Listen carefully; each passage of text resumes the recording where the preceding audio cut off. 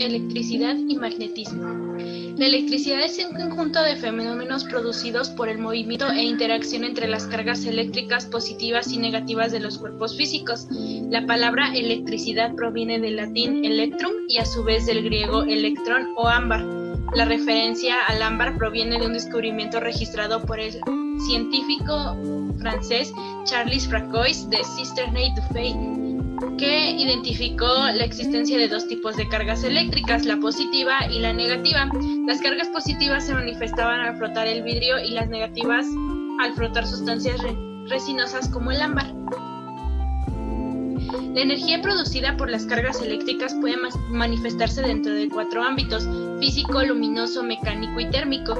Si bien la electricidad es abstracta o invisible en la mayoría de sus manifestaciones, como por ejemplo en el sistema nervioso del ser humano, es posible verla en ocasiones, como los rayos cuando se desarrolla una fuerte tormenta.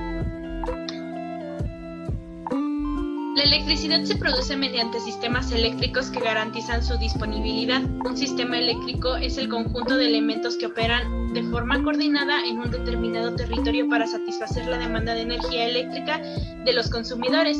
Los sistemas eléctricos se pueden clasificar básicamente de la siguiente manera: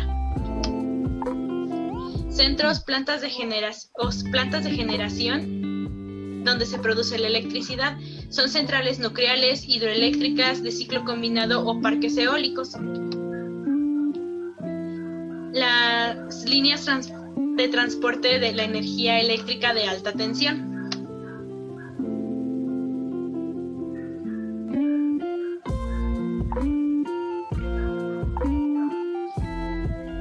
Estaciones transformadoras o subestaciones que reducen la tensión o el voltaje de la línea, alta tensión a media tensión y baja tensión.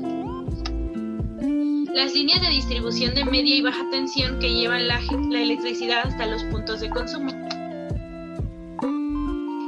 Y los centros de controles eléctricos desde donde se gestiona y opera el sistema de generación y el transporte de la energía.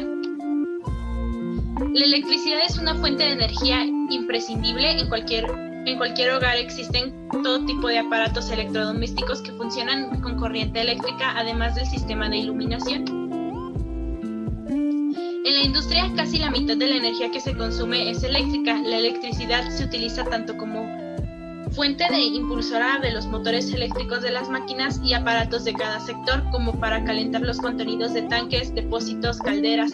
Al igual que en el sector doméstico, la electricidad también es la principal fuente de iluminación y permite obtener calor y frío con equipos de climatización. En el ámbito del transporte, el tranvía, el metro o el tren son medios de transportes eléctricos por excelencia. Actualmente se están diseñando vehículos eléctricos dirigidos principalmente a usos urbanos, así como vehículos denominados híbridos, en los que el motor eléctrico se combina con un motor de explosión, de manera que disfruta de las ventajas de ambas fuentes de energía. Con un simple enchufe de corriente eléctrica puede recargarse la batería. Uno de los aspectos del electromagnetismo es que es una de las fuerzas fundamentales de la naturaleza. Las fuerzas magnéticas son producidas por el movimiento de partículas cargadas, como por ejemplo electrones, lo que indica la estrecha relación entre la electricidad y el magnetismo. El marco que aúna ambas fuerzas se denomina teoría electromagnética. La manifestación más conocida del magnetismo es la fuerza de atracción o repulsión que actúa entre los materiales magnéticos como el hierro. Sin embargo, en toda materia se pueden observar efectos más sutiles del magnetismo. Recientemente, estos efectos han proporcionado claves importantes para comprender la estructura atómica de la materia.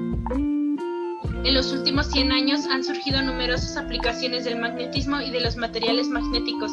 El electroimán, por ejemplo, es la base del motor eléctrico y el transformador. En épocas más recientes, el desarrollo de nuevos materiales magnéticos ha fluido notablemente en la revolución de los ordenadores o computadoras.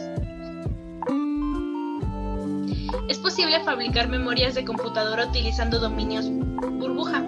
Estos dominios son pequeñas regiones de magnetización paralelas o antiparalelas a la magnetización global de la materia, según que en el sentido sea uno u otro. La burbuja indica un 1 o un 0, por lo que actúa como un dígito en un sistema binario empleado por los ordenadores. Los materiales magnéticos también son componentes importantes de las cintas y discos para almacenar datos.